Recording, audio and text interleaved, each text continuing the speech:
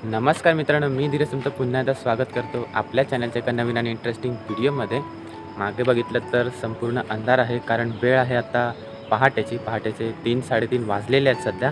आणि थंबनेल बघून तर तुम्ही समजलाच असाल की आम्ही कुठेतरी पूजेला गेलेलो आहोत, पण ती पूजा कुठे आहे, कुणाची आहे, हे सर्व या व्हिडिओमध्ये तुम्हाला बघायला मिळणार आहे। आणि बऱ्याचशा अशा नवीन गोष्टी, एक नवीन ठिकाण, बरीचशी नवीन माणसं, सर्व काही या व्लॉगमध्ये वेगळं असणार आहे, फार नवीन असणार आहे। तर आता तर आम्ही फटाफट निघतो, कारण जितकं लवकर निघण्याचं आम्हाला शक्य होईल तितका आम्ही प्रयत्न केलेलाच आहे, कारण आपल्याला बराच लांबचा पल्ला गाठायचा आहे। तर कुठे चाललेलो आहोत, काय लोकेशन असणार आहे आपलं, आणि आजचा आमचा संपूर्ण दिवस जो आहे तो कसा जाणार आहे, हे या व्हिडिओमध्ये तुम्हाला पाहायला मिळणार आहे। तर नक्की तुम्ही हा व्हिडिओ शेवटपर्यंत बघा। आणि चला तर आता आपण निघूयात, आपल्या प्रवासाला सुरुवात करूयात। आणि जेव्हा पण आम्ही प्रवासाला सुरुवात करतो कुठेही लांब जाण्यासाठी, तर गणपती बाप्पांचं नाव तर आम्ही नक्कीच घेतो। बोला गणपती बाप्पा मोरया, मंगल मूर्ती मोरया। आता प्रवासाला तर आम्ही सुरुवात केलेलीच आहे। आता तुम्हाला एक गोष्ट दाखवतो की लवकरच आमच्या एरियामध्ये सुद्धा मेट्रो सुरू होणार आहे, आणि हे त्याचंच काम चाललेलं आहे। माझ्या उजव्या बाजूला जर तुम्ही बघितलं तर एक उंच भिंत दिसेल, ॲक्च्युली तो आहे ब्रिज गाड्यांना वगैरे जाण्यासाठी, आणि ब्रिजच्या खालून जाणार आहे मेट्रो। त्यासाठी एक अंडरग्राऊंड टनलसुद्धा बनवलं आहे। पुढे दाखवायला भेटलं तर तुम्हाला दाखवतो, कारण अंधार आहे, मला वाटत नाही तुम्हाला दिसेल की नाही। तर बघा, जर माझ्या उजव्या बाजूला बघितलं ना तर तिकडे एक टनल बनवलेलं आहे। त्या टनलमधून पूर्ण मेट्रो जाईल, आणि डाव्या साईडला ट्रॅक आहे। सकाळची वेळ असते तर तुम्हाला दिसलंच असतं नक्कीच, पण लवकरच आमच्या इथे सुद्धा मेट्रो सुरू होणार आहे।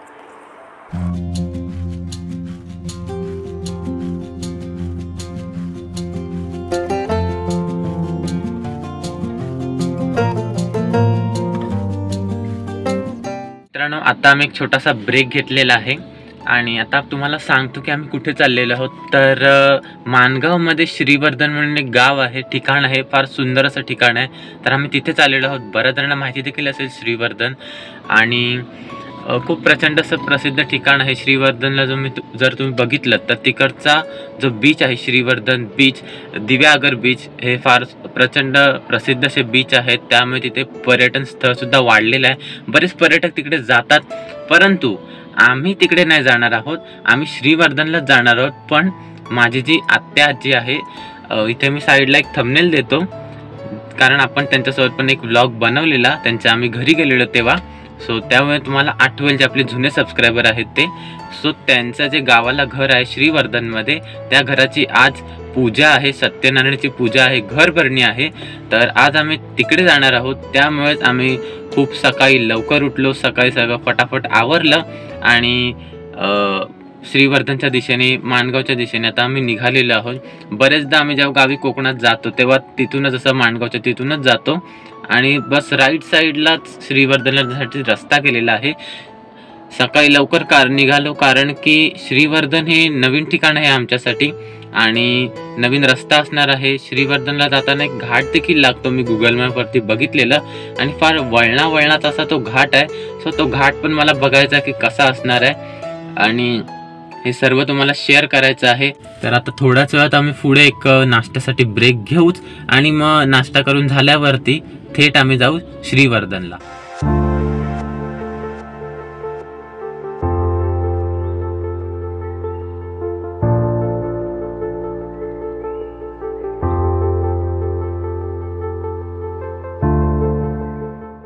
इथे आम्ही एक छोटासा ब्रेक घेतला आणि नाश्ता वगैरे केला, आणि पुढच्या प्रवासाला सुरुवात केली। तेवढ्यातच माझ्या आत्या आजी जे आहे, त्यांचा जो मुलगा आहे, त्यांनी आम्हाला फोन करून सांगितलं की माणगाववरून नको येऊ, इथून इंदापूरवरून पण एक रस्ता जातो, तर इंदापूरवरूनच गाडी टाक। तर माणगावपासून इंदापूर काहीतरी 10 किलोमीटरच्या अंतरावरती आहे। सो तिथूनच मग म्हटलं की चला इंदापूरवरून आपण गाडी टाकूया। उजव्या बाजूला एक रस्ता गेलेला, काहीतरी सेल गावाचं नाव होतं। तर बघूयात आता हा रस्ता कसा आहे, वळणात तर आहे, आम्ही गुगल मॅप लावलेलाच आहे कंटिन्यू, कारण की आपल्याला रस्ता काय माहिती नाही। तर गावागावातून हा असा रस्ता जातो आहे, संपूर्ण डांबराचा रस्ता आहे, सिंगल रोड आहे, आणि आजूबाजूला शेती आहे, गाव आहे, छान वाटतं आहे। तसं पावसातून इथे मस्त वाटत असेल, निसर्ग पूर्ण आहे इथे सगळीकडे। आणि प्रत्येक गावागावामध्ये ना अशी वीट भट्टी मी बघतोय मगासपासून, म्हटलं तुम्हाला पण दाखवावं। तर मागासपासून 2-3 गावं गेली, तिथे सुद्धा अशी वीटभट्टी होती, आणि आता इथे पण आहे। तर इथून आता प्रॉपरलीरित्या घाट चालू होतोय आणि हा घाट जो आहे तो पूर्ण वळणाचा आहे. तसं माणगाववरचा जो रस्ता होता ना, तिथे पण असाच वळणाचा रस्ता मॅपमध्ये दिसत होता. आता इथून घाट सुरू झालेला आहे आणि हा रस्ता जो आहे तो आपल्याला म्हसळा एक गाव आहे तिथे हा रस्ता प्रॉपर बाहेर काढतो. जसं की आपण माणगावरून आलो असतो तर एकदम स्ट्रेट आलो असतो, फक्त इथून आपण डिरेक्टली म्हसळा या गावामध्ये बाहेर पडू. तर बघता एकदम जागेवरती शार्प टर्न आहेत, एकदम उंच टर्न आहेत.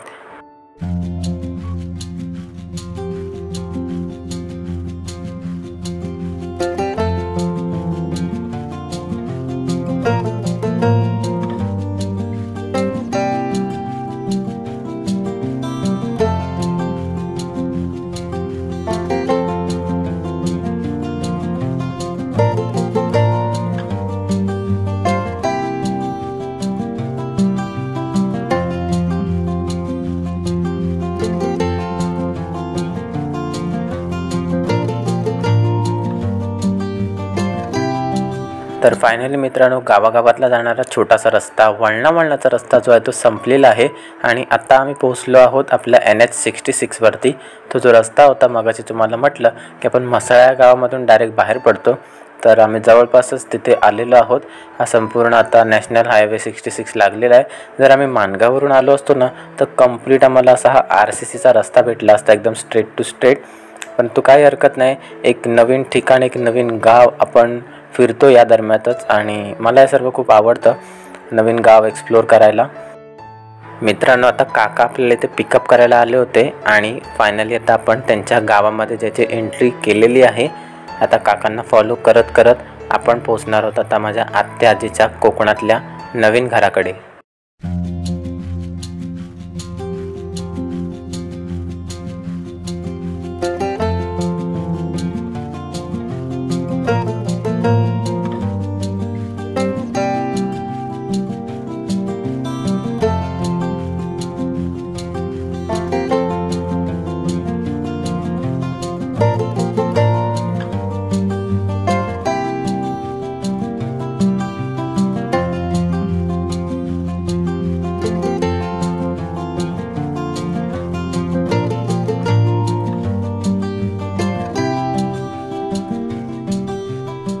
तर मित्रांनो, आता आम्ही पोचलेलो आहोत. पाठीमागे तुम्ही बघताच आहात माझ्या आत्या आजीचं नवीन घर. इथे आम्ही आता गाडी पार्क केलेली आहे आणि घरामध्ये जाऊयात आता आपण. आणि खूप जास्त कडक ऊन पडलेलं आहे, काहीतरी 10:30-11ची वेळ झालेली आहे. खूप कडक ऊन पडलेलं आहे, मला कॅमेऱ्यामध्ये बघायलाही होत नाही, इतकं ऊन पडलेलं आहे. तर आता जातो घरामध्ये, बघूयात आपण सर्व कार्यक्रम कसा आहे ते. आतमध्ये वाटतं पूजा वगैरे चालू आहे, कारण मंत्र वगैरे जे म्हणतात गुरुजी ते सर्व बाहेर ऐकू येतात. चला तर मग जाऊयात आपण. चला तर मित्रांनो, बुद्धी सहित महागणपती बाबा बरे सह परिवार सायुध शक्ती का अवाहयामी.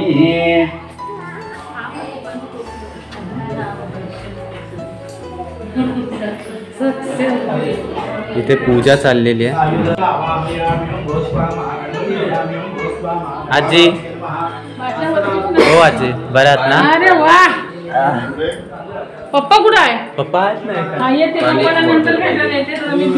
हो या चालेल. ए भाई, कसा आहेस? मस्त आहे ना? तू ओळखलं मला?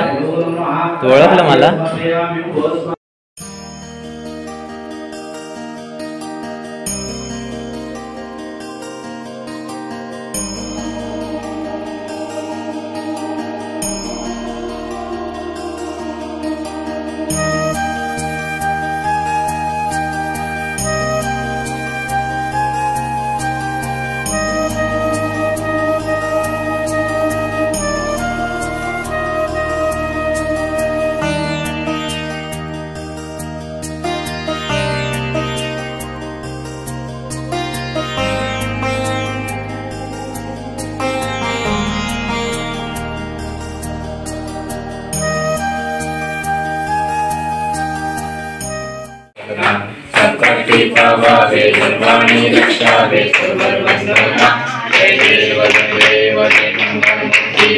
मंगलमूर्ति दर्शनार्थी मानव कामना पूर्ति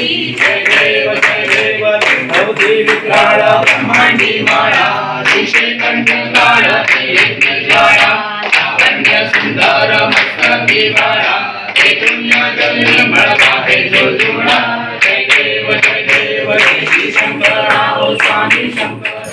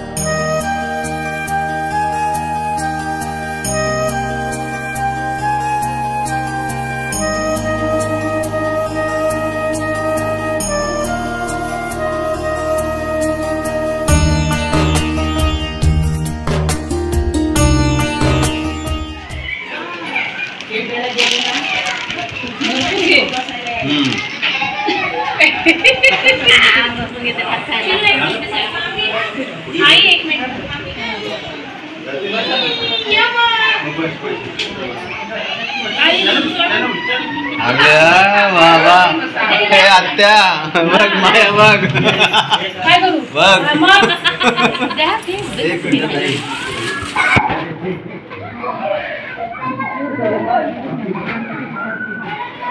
मला माझी पोरगी रडते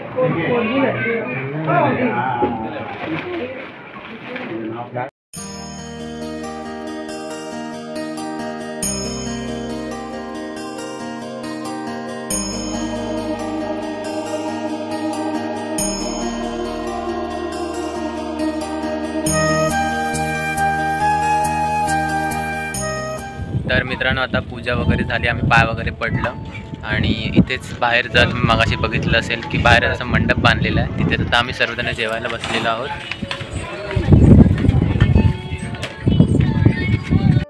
तर मंडळी जेवायला आहे इथे मस्तपैकी भात, जलेबी, पापड, पोह्या, मिक्स व्हेजिटेबल आणि इथे शिरा पण आहे, लोणचं पण आहे आणि हवा भरपूर आहे त्याच्यामुळे आता माझा पापड जोडून गेला आहे.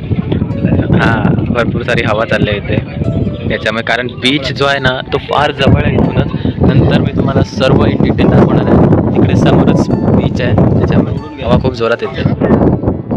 चला तर मित्रांनो तुम्हाला दाखवतो आता माझ्या आत्याजीचं घर.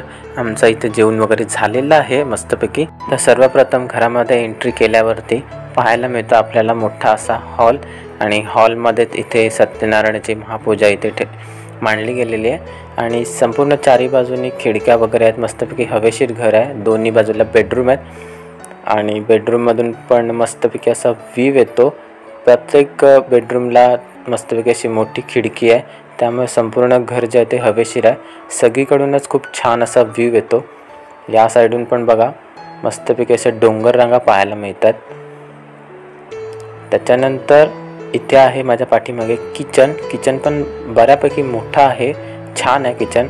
आणि जर बघितलं तुम्ही तर संपूर्ण किचनला छान असे टाईल्स पण लावलेले आहेत, मस्त डिझायनर टाईल्स आहेत. आता कोकणातलं घर आहे म्हटल्यावरती मंगलदार तर असणारच, तर किचनमधूनच मंगलदाराचं जे आहे ते एंट्री आहे. तर आता आम्ही पाठीमागच्या बाजूला आलेलो आहे. इथे टॉयलेट बाथरूम आहेत दोन्ही आणि इथे खाली बघितलं ना तर एक आधुनिक पद्धतीची चूल आहे ज्यामध्ये आपण लाकडं ठेवून आपलं जशी नॉर्मल चूल असते तसं चुलीवरती जेवण बनवून खाऊ शकतो आणि चूल आपण सहज कुठेही नेऊ शकतो. आणि मंगलदारातूनच आपण थेट पोहोचतो अंगणामध्ये, जिथे की सध्या आपण आता गाड्या पार्क केलेल्या आहेत आणि खूप मोठा असं अंगण आहे. मस्तपैकी झाडं वगैरे लावू शकतो, खूप छान लुक येईल घराला. तर मित्रांनो आत्ता मी चाललेलो आहे टेरेसवरती, कारण की 1+ आहे आणि वरती आहे मोठा असा टेरेस. खूप कडक असं ऊन पडलेलं आहे आणि खूप जोरात असा वारा देखील सुटलेला आहे. आता इथे वरती आलो आहे ना तर वरतून खूप जास्त सुंदर असा आजूबाजूचा परिसर पाहायला मिळतो आणि संपूर्ण चारी बाजूंनी हा सुंदर असा परिसर पाहू शकता. आता इतका वारा इथे का आहे ना ते तुम्हाला सांगतो. बघताय भरपूर वारा आहे. तर मित्रांनो ऊन आहे, दुपारची वेळ आहे, जेवण वगैरे करून झालंय, परंतु ऊन असलं तरीसुद्धा असं वाटत नाही की आपण उन्हामध्ये उभे आहोत. कारण की समोरच त्या साईडला माझ्या तिकडे पाठीमागे जवळजवळ 15 ते 20 मिनिटाच्या अंतरावरती दिवेआगर बीच आहे आणि त्याच्यामुळेच खूप जोराचा वारा इथे चालू आहे. बघत आहात कपडे वगैरे सर्व हवेने इकडे तिकडे उडून गेलेले आहेत. कंटिन्यू वारा चालूच आहे कारण की बीच जवळ आहे. असं नाही की वारा थांबलेला आहे, नॉनस्टॉप वारा सुरू आहे. त्यामुळे टेरेसवरती ऊन असलं तरी पण वाटत नाही की आपण उन्हात उभे आहोत. संपूर्ण जे गाव आहे ना ते इथून सगळं गाव मला दिसतंय. या साईडला संपूर्ण गाव आहे, खूप मोठं गाव आहे. जवळजवळ काहीतरी 1600 घर आहे आणि सर्व इन्फॉर्मेशन मला जे बाबा आहेत सुरुवातीलाच ब्लॉगच्या सुरुवातीला ज्यांना तुम्ही बघितलं त्यांनी सर्व इन्फॉर्मेशन मला दिलेली आहे. जर तुम्ही बघितलं ना तर बऱ्यापैकी नारळाची झाड आहेत. प्रत्येक घराच्या आजूबाजूला फक्त नारळाची झाड आहेत. हवेच्या प्रचंड दाबामुळे मी जे काही बोललो व्लॉगमध्ये ते एकदम कट झालं आणि त्यामुळे आता इथे व्हॉइस ओव्हर करतो. तर मी तुम्हाला दाखवत होतो की समोर जो तुम्हाला व्हाईट पॅच जो दिसतोय ना तो आहे दिवेआगर बीच. समुद्र आणि वाळूचा जो थोडासा भाग तुम्हाला दिसतोय, एकदम लांबपर्यंत नजर टाका, बघा तुम्हाला एक छोटासा व्हाईट पॅच दिसेल. आणि आमचं असं ठरतं आहे की जर वेळ भेटलाच तर दिवेआगर बीचला जाऊयात, बघूयात बीच कसा आहे. कारण आता इतकं जवळ आलेलं होतं आणि बीचवर जायला नाही भेटलं तर थोडं वेगळं वाटेल. त्यामुळे जाण्याचा प्रयत्न असेल पण शुअर नाही आहे की आम्ही बीचवरती जाऊ की नाही ते. तर मंडळी, आत्या आजीरा आणि घरातील सर्व मंडळींना टाटा बाय बाय करून आम्ही मुंबईच्या दिशेने निघालो होतो. परंतु तुम्हाला मी म्हटलं होतं की जर आम्ही गेलोच तर दिवेआगर बीचवरती जाऊ. तर आत्ता आम्ही तिकडेच चाललेलो आहोत.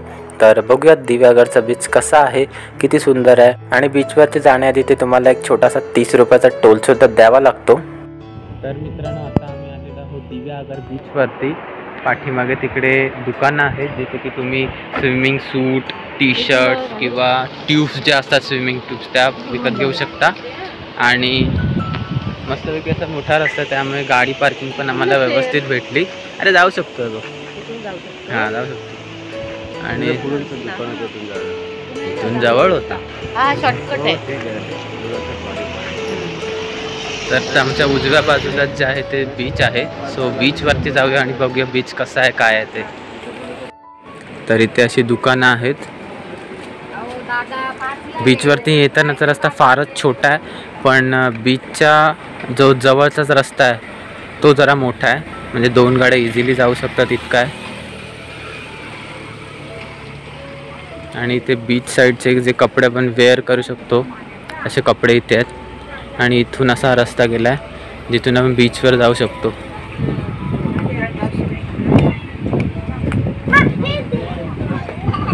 आजूबाजूला काही खाऊ पिऊची पण दुकानं दिसतात मला.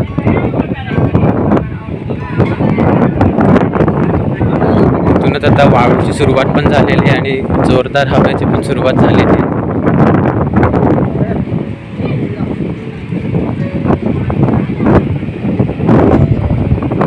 आता मला माहिती नाही माझा आवाज तुम्हाला कितपत पोचेल ते, कारण भरपूर जोराचा आवाज आहे. सो कॅमेरा किती कॅप्चर करतोय या वाऱ्यामुळे माझा आवाज ते सांगता येत नाही. तर आले आपले फॅमिली मेंबरसुद्धा आले.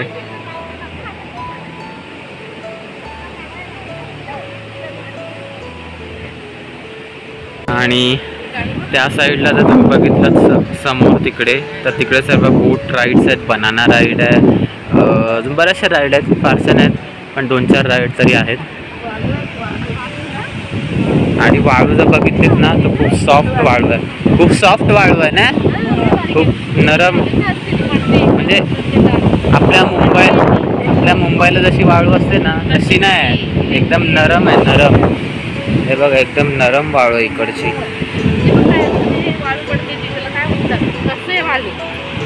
तो वाळूचा घड्याळ.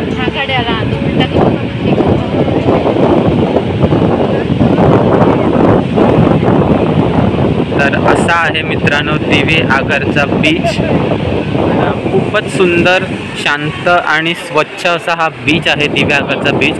मी पहिल्यांदा इतका सुंदर स्वच्छ बीच बघितलेला आहे. मस्त आहे, पाणी एकदम छान आहे. तर दिवे आगरचा जो बीच आहे तो आम्ही मस्तपैकी एन्जॉय करतो आहे. आणि माझ्या आत्या आजीचा जो घरभरणीचा किंवा सत्यनारायणाच्या पूजेचा जो कार्यक्रम होता तो एकदम यशस्वीरित्या पार पडला. खूप छान असा दिवस गेला आजचा आमचा संपूर्ण. त्यानंतर आम्ही थोडासा रेस्ट केला, कारण सकाळी खूप जास्त लवकर आम्ही उठलेलो त्या कारणाने. आणि आता मुंबईला आम्ही रिटर्न निघालो आहे. तर जाता जाता म्हटलं की थोडंसं आपण बीचवरती जाऊन येऊया, कारण बीच खूप जवळच आहे. 15 मिनिटाच्या अंतरावरती बीच होतं. त्यामुळे आम्ही म्हटलं की चला जाऊन येऊया. इथे आलोच आहोत आणि दिवे आगरचा बीच नाही बघितला तर थोडंसं कुठेतरी हे होईल. तसं हरिहरेश्वर बीच जे आहे ते इथून थोडंफार लांब आहे, पण काही हरकत नाही. आपल्याला कमीत कमी दिवे आगरचा बीच तरी पाहायला मिळतो आहे. सो खूप छान असा बीच आहे. तुम्ही कधी आलात तर मी सांगेन की या तुम्ही दिवे आगरच्या बीचला. सुंदर आणि स्वच्छ समुद्र आहे. आता हळूहळू जसे संध्याकाळी सनसेटचा टायमिंग होईल ना तशी तशी गर्दी वाढेल. आता बहुतांश तर सूर्य अजूनही आहे डोक्यावरती. सूर्यास्त व्हायला अजून बराच टाईम आहे. जवळजवळ 1-2 तास बाकी आहे सूर्यास्ताला. तरी पण बऱ्यापैकी पाणी जे आहे ते कमी झालेलं आहे. सो पाण्यामध्ये आपण सहज जाऊ शकतो. चला तर तुम्हाला काही सिनेमॅटिक शॉट्स मी देतो.